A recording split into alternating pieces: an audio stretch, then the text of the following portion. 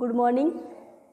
हम एलएलबी के first semester के 1002 जो सब्जेक्ट है भारत का संविधान, उसके बारे में बात कर रहे हैं। हम अपनी जो पिछली वीडियो है उसमें मैंने 21 का तक शिक्षा का अधिकार तक हमने कंप्लीट कर लिया है। आज जो हमारा आर्टिकल है, अनुच्छेद है, अनुच्छेद 22 के बारे में हम बात करेंगे। 22 जो हमें कहता है क्या है, कुछ दशाओं में बंदीकरण एवं निरोध के विरुद्ध संरक्षण। सबसे पहले इसमें हम जो चीज़ है, जो चीज़ें हैं उसके बारे में समझ लेते हैं कि बंदीकरण क्या होगा और निरोध क्या होगा।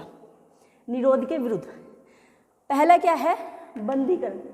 बंदीकरण जब होगा, अगर किसी व्यक्ति द्वारा कोई अपराध किया जा रहा है तो तभी उसको बंदी कराया जाएगा। निरोध में ऐसा क्या है, अपराध के बारे में अभी कुछ नहीं मालूम है, अपराध नहीं किया गया है, उससे पहले का है। बंदीकरण में अपराध होने के बाद, ट्रायल में अपराध हो चुका है तब उसको गिरफ्तार किया गया है। निरोध में क्या है, अभी अपराध हुआ नहीं है, ये अपराध से पहले का बंदीकरण, यानी जो होता है अपराध से के बाद जो होगा, गिरफ्तारी जो होगी वो ये बंदीकरण यानी कि गिरफ्तारी जो होगी ये अपराध के बाद, और निरोध जो हो रहा है वो अपराध के पहले। कैसे, अगर एक व्यक्ति ने किसी तरीके का कोई ऑफेंस किया है, कोई अपराध किया है, तो उसको गिरफ्तार किया जाता है। पर यदि किसी विशेष सूत्रों से गवर्नमेंट को या हमारे न्यायपालिका को या हमारे जो भी पुलिस से रिलेटेड जो हमारे लोग हैं, उन लोगों को किसी भी तरीके से ये लगता है कि इस व्यक्ति द्वारा किसी तरीके का कोई अपराध कारित किया जाना है और उससे पहले ही हमें जानकारी मिल जाती है, तो उस व्यक्ति को अपराध से रोकने के लिए उसको गिरफ्तार कर लिया जाता है, उसको पहले ही निरोध कर लिया जाता है। ये क्लियर हुआ आपका कि क्या है बंदीकरण, क्यों होगा, ये अपराध से बाद का है, और निरोध जो होगा अपराध से पहले। यहाँ अपराध हुआ नहीं है और यहाँ अपराध हो चुका है, उसके बाद जो उसको सज़ा दी जा रही है उसके बारे में बात हो रही है। इसमें सब क्लोज जो है, इसके 6 सब क्लोज आते हैं। इसके 22 के सब क्लोज फर्स्ट और सेकंड, ये जो हमें बंदीकरण जो है हमारे, इसके बारे में बताता है। अब बंदीकरण जो होता है ये किस तरीके से होता है, ये हमारे जो लॉ है, हमारे जो सामान्य विधियां हैं, दंड विधियां हैं, उनके आधारों पर किया जाता है। इसका फर्स्ट सब क्लोज क्या कहता है, फर्स्ट सब क्लोज के बारे में बात करते हैं। फर्स्ट और सेकंड सब क्लोज इसका ये कहता है, यदि किसी व्यक्ति को गिरफ्तार किया जा रहा है, उसने किसी तरीके का अपराध किया है और उसको गिरफ्तार कर लिया गया, सबसे पहले उसको गिरफ्तारी का कारण बता दिया जाए, शीघ्र से शीघ्र, मतलब जितनी जल्दी हो सके उस व्यक्ति को ये बता दिया जाए कि आपको गिरफ्तार किया जा रहा है, तो क्यों गिरफ्तार किया जा रहा है। कुछ जो इसके ये जो है, मैं कह रही हूँ कि गिरफ्तार किया जा रहा है कि इसका जानने का अधिकार, ये हमारा सीआरपीसी में भी आता है। सीआरपीसी के जो धारा है 50 में भी यदि किसी व्यक्ति को गिरफ्तार किया जा रहा है तो उसको गिरफ्तारी का कारण जानने का अधिकार है, और वो अधिकार जो उसको दिया गया है ये सीआरपीसी में भी है, ये उसका संवैधानिक यानी कि उसका मूल अधिकार भी है। सेकंड चलते हैं, सेकंड है उस व्यक्ति को, जिस व्यक्ति की गिरफ्तारी हुई है, उसको अपने वकील से बात करने से का, सलाह मशवरा करने का भी अधिकार दिया गया है। ये 41 घ में दिया गया है सीआरपीसी में, और ये उसी व्यक्ति का क्या है, मौलिक अधिकार भी है कि उस व्यक्ति का ये को अगर वो चाहता है कि वो अपने वकील से किसी भी तरीके की कोई मशवरा लेना चाहता है, तो वो उसको मशवरा देने के लिए कोई भी रोकेगा नहीं, ये उसका मौलिक अधिकार होगा। थर्ड है इसका है कि उस व्यक्ति को 24 घंटे के अंदर अंदर मजिस्ट्रेट के सामने प्रस्तुत किया जाएगा। ये हमारा 57 सीआरपीसी में है, सीआरपीसी भी है, ये जो मैंने आपको बताई हैं ये सीआरपीसी में भी अधिकार दिए गए हैं, और हमारे मूल अधिकार तो है ही। 57 में ये कहा गया है कि उस व्यक्ति को 24 घंटे के अंदर अंदर किसके सामने, मजिस्ट्रेट के सामने प्रस्तुत किया जाए। पर वो मजिस्ट्रेट के सामने प्रस्तुत करें। यदि किसी व्यक्ति को गिरफ्तार ऐसी जगह से किया गया है कि उसके मजिस्ट्रेट जिस जगह उसने, जैसे वो भाग रहा था, ऑफेंस जैसे इस जगह हुआ है और वो व्यक्ति किसी दूसरी जगह भाग के जा चुका है, उसको वहाँ से गिरफ्तार किया गया है, तो कहते हैं जो यात्रा का जो समय है उसको हटाकर 24 घंटे के अंदर अंदर उस व्यक्ति को पुलिस मजिस्ट्रेट के सामने प्रस्तुत कर दिया जाए। यदि उस व्यक्ति को 24 घंटे के अंदर अंदर मजिस्ट्रेट के सामने प्रस्तुत नहीं किया जाता है तो वो जो गिरफ्तारी होती है वो गिरफ्तारी अवैध घोषित कर दी जाती है। ये कहते हैं, चलिए यहाँ पे तो यह है कि अवैध घोषित कर दिए। सेकंड इसका पार्ट ये आता है, मजिस्ट्रेट अगर चाहे, पहले वो क्या था, 24 घंटे से पहले वो पुलिस के हिरासत में था।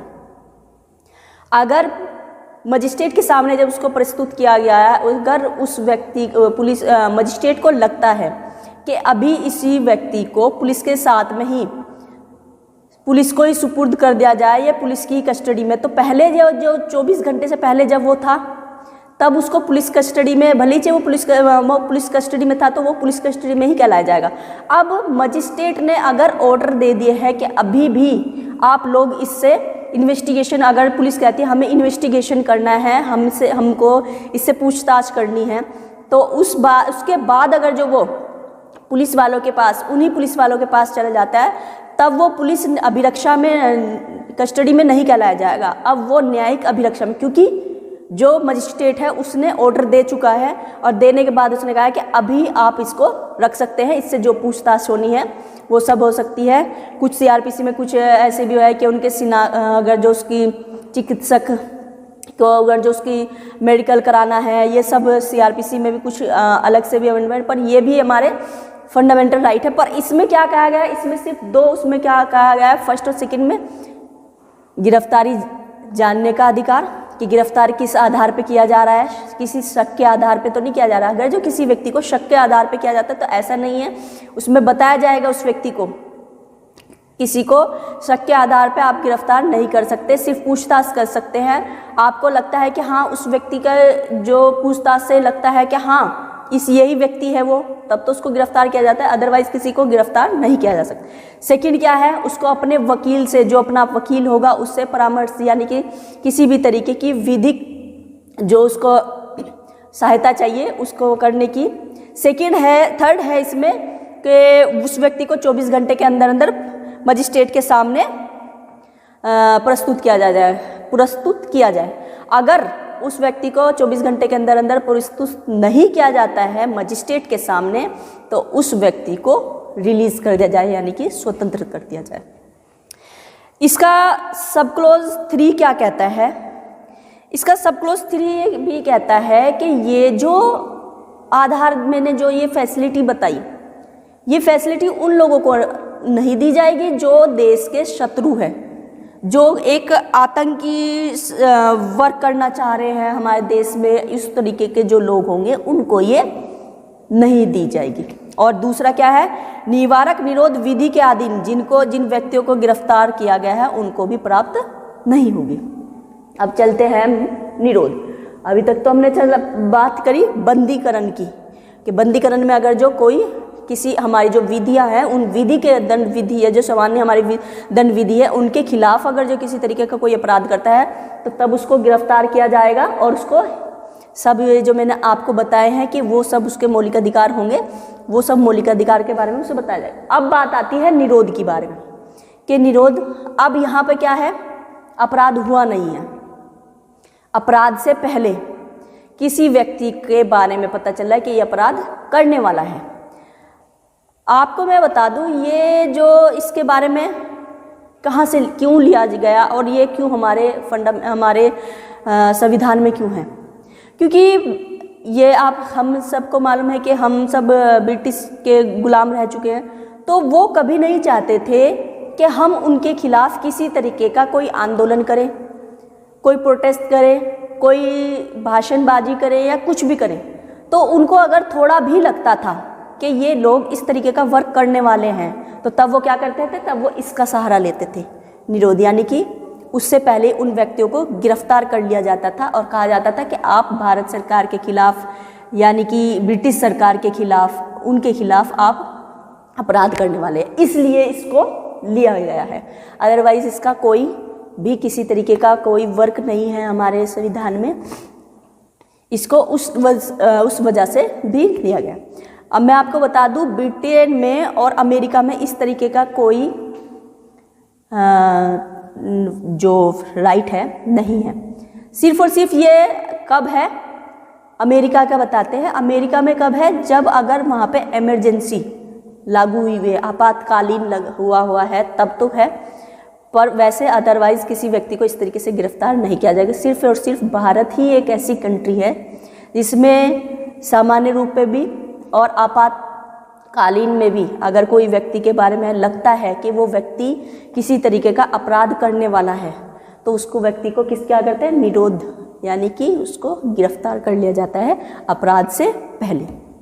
अब बात चलती है सब क्लॉज 3 के बारे में। मैंने आपसे बताया कि ये जो राइट्स है, कुछ राइट जो मैंने बताए, वो राइट उन लोगों को नहीं दी जाएंगे जो देश के जो शत्रु हैं, आतंकी होते हैं। जैसे आतंकी हमले होने वाले हैं, उससे पहले किसी व्यक्ति को पता चलता है तो उसको ये अधिकार नहीं दिया जाएगा कि आप अपने वकील से परामर्श ले लें, या फिर 24 घंटे के अंदर अंदर उसको मजिस्ट्रेट के सामने प्रस्तुत कर दें, या फिर उसको कारण जानने का अधिकार, ये सब नहीं दिए जाएंगे। पर फिर भी कहते हैं कि चाहे कोई व्यक्ति कितना भी बुरा हो, कितना भी बुरा नहीं हो, उस व्यक्ति को 21 जो हमारा आर्टिकल है, अनुच्छेद 21, उसका कभी भी ख़त्म नहीं होता है।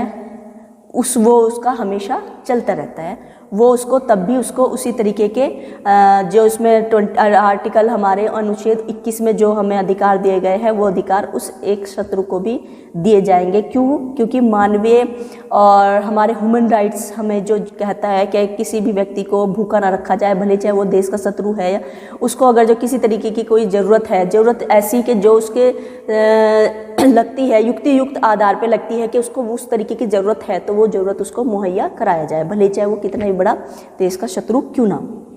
इसमें मैंने आपको एक पॉइंट बताया है कि अब वो जो व्यक्ति, जिस व्यक्ति को गिरफ्तार किया गया है, उसको अपने पसंद का वकील करने का अधिकार।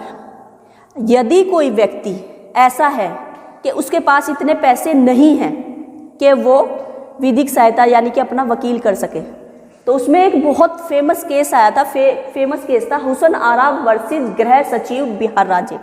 इसमें यह कहा गया था कि अगर कोई गिरफ्तार किया गया व्यक्ति है, उसके पास इतना पैसा नहीं है कि वो अपना वकील कर सके, तो उस व्यक्ति को कहते हैं कि उस व्यक्ति को फ्री ऑफ कॉस्ट, निःशुल्क राज्य का और हमारे जो प्रशासन है उन सब का अधिकार ये बनता है कि वो उसको फ्री ऑफ कॉस्ट एक वकील मुहैया कराया जाए। और यही हमारे सेक्शन सीआरपीसी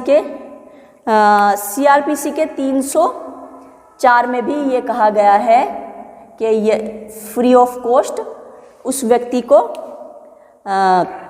विधिक सहायता दी जाए। वही व्यक्ति डीएलएस से होता है हमारा, उसमें वो व्यक्ति एक एप्लीकेशन दे सकता है, एप्लीकेशन के बाद उसको एक वकील मुहैया करा दिया जाएगा।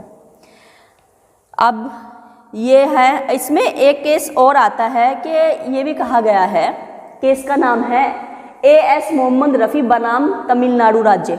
इसमें ये भी कहा गया था, ये बार काउंसिल का एक निर्णय आया था, उस निर्णय में ये बताया गया था कि यदि कोई व्यक्ति कितना भी गलत क्यों ना हो, कितना भी बुरा क्यों उसने काम क्यों ना किया गया हो, उस व्यक्ति का कोई भी केस लड़ने के लिए जैसे वकील मना कर देते कि नहीं हम आपका केस नहीं लेंगे, ऐसा कोई वकील नहीं करेगा। अगर वो चाहता है कि मेरा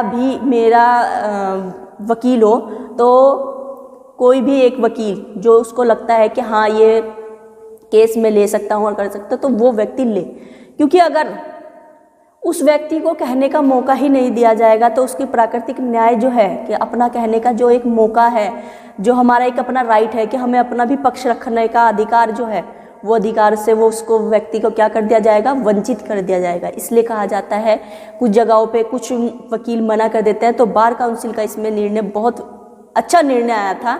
उस निर्णय में कहा गया था कि चाहे किसी व्यक्ति ने कितना भी गलत कार्य किया गया हो, कितने भी दुष्ट हो, कितना भी भ्रष्ट हो, कैसा भी हो, उसको भी एक वकील मुहैया कराया जाए।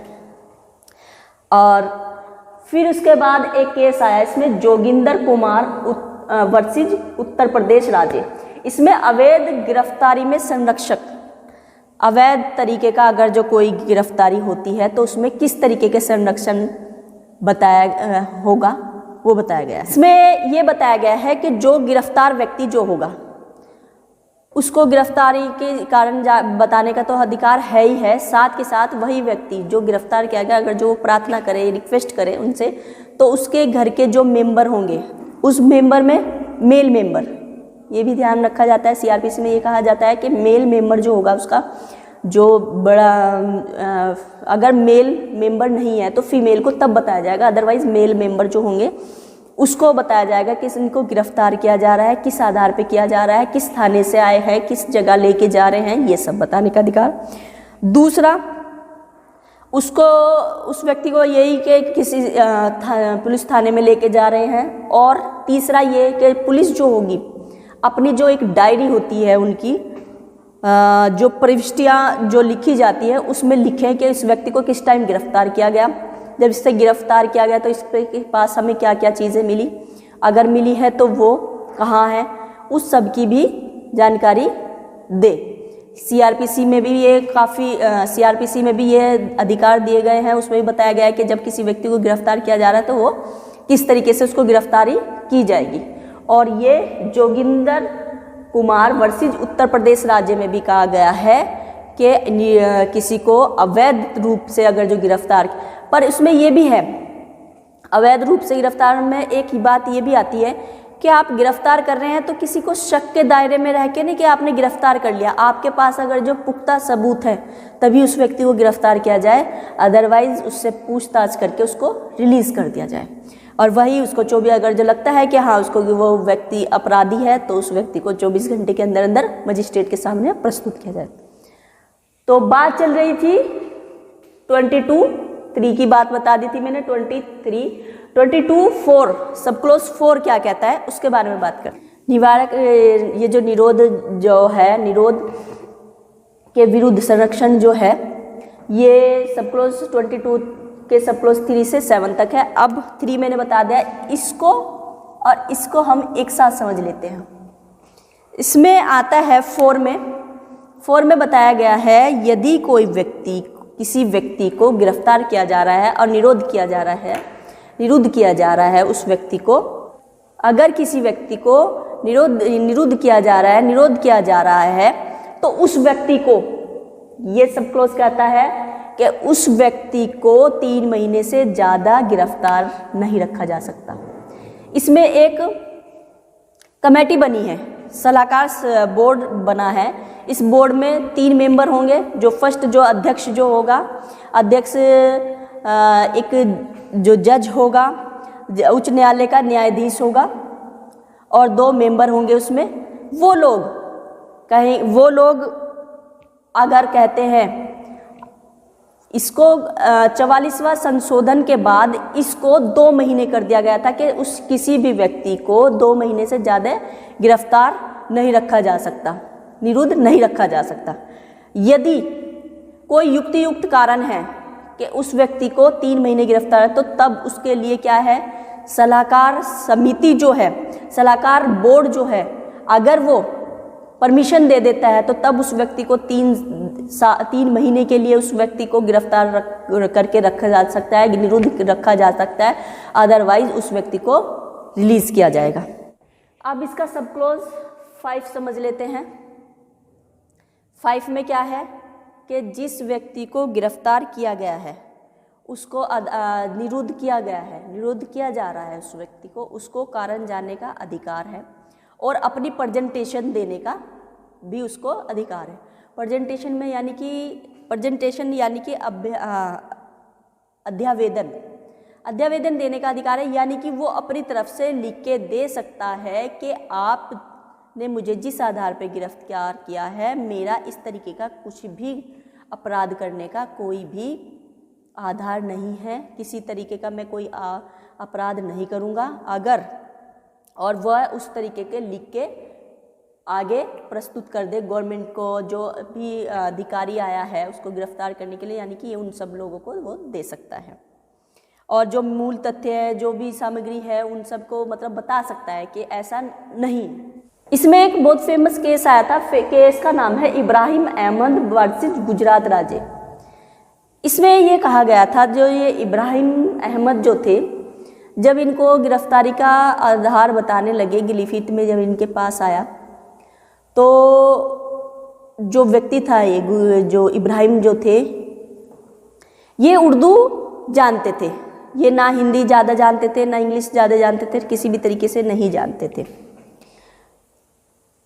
उसमें क्या हुआ कि उस व्यक्ति को जब ये ट्रांसलेशन होने लगी, उसने कहा कि मुझे उर्दू ही आती है, आप मुझे उर्दू में ही लिखित में दे कि आप मुझे गिरफ्तार कर रहे हैं, तो क्यों गिरफ्तार कर रहे हैं। जब उस व्यक्ति को ये ट्रांसलेशन करने में 24 घंटे से ज़्यादा का टाइम हो गया, तो कहा गया कि उसको अब आप निरुद्ध नहीं कर सकते, उसको आप गिरफ्तार नहीं कर सकते, क्योंकि मैंने आपसे बताया था कि 24 घंटे से अंदर अंदर उसको तो मजिस्ट्रेट के सामने प्रस्तुत करना था, और यहाँ पर सिर्फ और सिर्फ ट्रांसलेशन में ही 24 घंटे लग गए हैं। अगर जो इस तरीके का कोई भी वर्क होता है तो उस व्यक्ति को तुरंत उसकी जो गिरफ्तारी थी वो गिरफ्तारी अवैध घोषित कर दी गई। 22 का सब क्लॉज 6 इसका अपवाद, 5 का अपवाद है। अपवाद क्या है? गिरफ्तारी जानने का अधिकार था उसको। यदि किसी हमारे जो व्यक्ति उसको प्राधिकरण, जो अथॉरिटी उसको गिरफ्तार करने आई है, अगर उनको लगता है कि उसको ये बताने के लिए, इसको ये बताने के लिए कि आपको गिरफ्तार क्यों किया जा रहा है, उससे लोकहित में किसी तरीके की कोई प्रॉब्लम आ सकती है, वो किसी भी तरीके का संकट पैदा हो सकता है, तो उस व्यक्ति को गिरफ्तारी का कारण ना बताने का भी अधिकार दिया गया है। 5 में क्या गया है? अधिकार, और 6 में वो कुछ कारण, अगर जो जिससे पता चलता है, लगता है कि ये जनहित के विरुद्ध है, लोकहित के विरुद्ध है, लोक शांति के विरुद्ध है, भारत की जो एकता, अखंडता, जो प्रभुत्व संहिता है, उसके खिलाफ ये किसी तरीके के उनके विरुद्ध हो जाएगा, तो उसको ये अधिकार जानने का भी नहीं है, उसको ये नहीं बता सकते कि आपको क्यों गिरफ्तार किया जा रहा है। इसमें एक और ये थी कि यदि इनमें कोई व्यक्ति ऐसा है जिस व्यक्ति के खिलाफ वारंट निकल चुके हैं, वो व्यक्ति ये नहीं कह सकता कि मुझे गिरफ्तारी जानने का अधिकार है, क्योंकि उसको ये सब मालूम होता है, गिरफ्तारी के बारे में उसको पहले से ही मालूम होता है। वो ये इस बात का आधार नहीं बना सकता अपना कि मुझे पहले आप ये बताइए कि मुझे गिरफ्तार क्यों किया जा रहा है, क्योंकि उसको ये सब मालूम होता है। वो अलग बात है कि वो छुपाते हैं, अपने आप को नहीं बताते।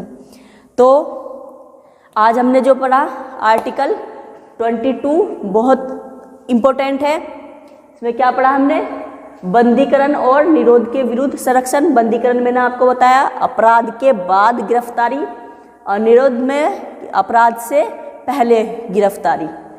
22 के सब क्लोज 2 क्या कहता है? यदि जिस व्यक्ति को गिरफ्तार किया जा रहा है उस व्यक्ति को कारण बताया जाए कि आपको गिरफ्तार क्यों किया जा रहा है, उसको अपने पसंद के वकील से परामर्श लेने का अधिकार है, उसको 24 घंटे के अंदर अंदर मजिस्ट्रेट के सामने प्रस्तुत करने का अधिकार है। अगर जो 24 घंटे के अंदर अंदर उसको प्रस्तुत नहीं किया जा रहा है तो उसकी जो गिरफ्तारी होगी वो अवैध घोषित कर दी जाएगी। इसमें एक जो आया था बड़ा फेमस केस हुस्न आरा में, हुस्न आरा वर्सेस गृह सचिव बिहार में, इसमें यह कहा गया था कि उस व्यक्ति को, जिस व्यक्ति को गिरफ्तार किया गया है, अगर उसके पास पैसे नहीं है, उसके पास इतना आधार नहीं है कि वो अपना वकील कर सकते, तो उसको निःशुल्क प्राधिकरण जो होगा, जो अथॉरिटी होगी, वो उसको एक निःशुल्क वकील मुहैया कराएगी। सेकंड इसमें क्या था? AS मोहम्मद रफ़ी बनाम तमिलनाडु, इसमें भी यही कहा गया था, ये बार काउंसिल का निर्णय आया था। इसमें कहा गया था कि चाहे कोई व्यक्ति किसी भी तरीके का, कितना भी दुष्ट, कितना भी भ्रष्ट, कितना भी क्रूर क्यों ना हो, उसको भी वकील मुहैया कराया जाए। और कोई भी वकील उसका केस लड़ने के लिए अगर जो कहते हैं किसी वकील को कि आप इसके वकील हैं, तो वो वकील मना ना करे। और जोगिंदर कुमार और वर्षी उत्तर प्रदेश राज्य में क्या कहा गया था कि अगर किसी व्यक्ति की अवैध रूप से गिरफ्तारी की जाती है तो उसके क्या क्या राइट्स हैं, वो अपने वही राइट्स उस टाइम यूज़ करे अगर जो उसको अवैध रूप से गिरफ्तारी की जा रही है। फिर हम आए थे निरोध में हमने 3 क्या बताया था मैंने कि 3 में मैंने बताया था कि ज़रूरी नहीं है उन व्यक्तियों को सब बताया जाए क्योंकि अगर जो वो देश के शत्रु हैं। 4 और 7 में हमने क्या बताया, 4 और 7 को हम एक साथ देखते हैं। 4 में उस व्यक्ति को 3 महीने के लिए गिरफ्तार, और इनमें क्या क्या कहा गया है कि एक सलाहकार बोर्ड होगा, वो बोर्ड अब इस 44वें संशोधन में कहा गया था उस व्यक्ति को, जिस व्यक्ति को निरोध किया जा रहा है उसको पहले क्या था 3 महीने तक उसको गिरफ्तार करके यानी कि निरोध करके उसको बंद करके रखा जा सकता था।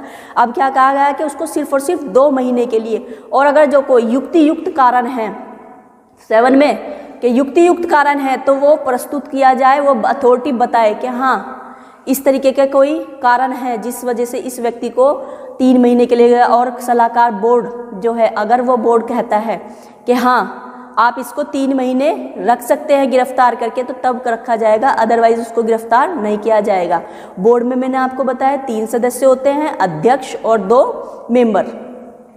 5 में क्या बताया गया कि 5 में उस व्यक्ति को गिरफ्तारी जानने का अधिकार, 24 घंटे के अंदर अंदर मजिस्ट्रेट के सामने प्रस्तुत करने का अधिकार।